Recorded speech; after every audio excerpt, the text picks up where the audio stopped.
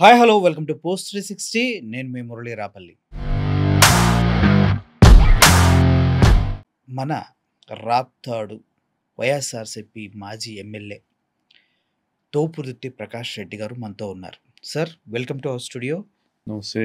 ఇప్పుడు మీ సొంత కాన్స్టిట్యున్సీలోనే మీరు ఎవరికైతే రాజకీయంగా జగన్మోహన్ రెడ్డి గారి దగ్గరికి తీసుకెళ్ళి ఈ వ్యక్తి మనోడు సీట్ ఇవ్వండి అని రికమెండ్ చేశారో, గోరంట్ల మాధవనే మీకు వ్యతిరేకంగా ప్రయోగిస్తున్నారు అనేది జరుగుతుంది. దానికి కొన్ని ఆడియోలు మీరు గతంలో చూయించి నేను విన్నాను. గోరంట్ల మాధవ్ కాదంటున్నారు. కానీ వాస్తవానికి ఆయన్ని వాడుకుంటున్నారా? లేదంటే ఆయనలోనే ఆలోచన ఉందంటారా? ఆయనలో ఆలోచన ఉందా లేదా అనేది అప్రస్తుతం అండి. ఆయనైతే వాడుకుంటున్నది నిజము. రెండోదొచ్చేసి ఆయనకి ఎందుకు టికెట్ ఇవ్వలేదు 24లో అనేది ఆయన ఆయన ఈ షుడ్ రీకన్సైల్ ఎందుకు ఇవ్వలేదు అనేసి. అది ఏమున్నా ఎక్కడ నుంచి మనకు టికెట్ రావాలనో అక్కడ పోయి ప్రయత్నం చేసుకోవాలా. మాది ప్రాంతీయ పార్టీ.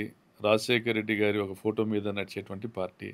రాజశేఖర రెడ్డి గారి కుమారుడే మా ఎజెండాగా మేము నడిపేటువంటి పార్టీ. మా జెండా, మా ఎజెండా అంతా కూడా జగనన్న ద్వారా జనానికి మంచి చేయాలనేటువంటి సంకల్పం ఉన్న పార్టీ. ఇక్కడ ఏమున్నా నిర్ణయం అధినేతది.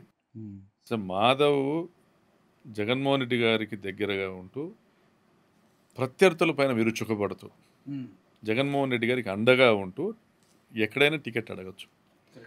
మరి గత 15 నెలలుగా ప్రత్యర్థుల పైన విరుచుకుపడకుండా చాలామంది ప్రత్యర్థులు అంటే మాధవ్ స్థాయి కాకపోయినా కింది స్థాయిలో వాళ్ళు కానీ ఆయన చుట్టూ ఉన్న వాళ్ళందరూ నేను ఆయనకు సలహా ఇచ్చేదంటే, నీ చుట్టూ ఉన్న వాళ్ళు ఎవరు కూడా బాధితులు కాదు. నీ చుట్టూ ఉన్న వాళ్ళు టీడీపీ బాధితులు కాదు. తెలుగుదేశం పార్టీ షెల్టర్ కోరుకుంటున్న వాళ్ళు, తెలుగుదేశం పార్టీ నుంచి రక్షణ కోరుకుంటున్న వాళ్ళు మాధవ్ చుట్టూ ఉన్నారు. సో మాధవ్ దగ్గరికి వెళ్తే మాధవ్ గ్రూప్ అంటే చర్యలు ఉండవు. ఇంకొక రెడ్డి దగ్గరికి వెళ్తే చర్యలు ఉండవు. ఇంకొక రెడ్డి దగ్గరికి వెళ్తే చర్యలు ఉండవు. ప్రకాష్ రెడ్డి దగ్గర ఉంటే చర్యలు ఉంటాయి అనే ఆలోచన ఉన్న వాళ్ళే బయట ఉంటారు తప్ప, ప్రకాష్ రెడ్డి వెనకాల నిలబడదాం, పరిటాల వాళ్ళ మీద ఫైట్ చేస్తామనే వాళ్ళు నాతో ఉంటారు.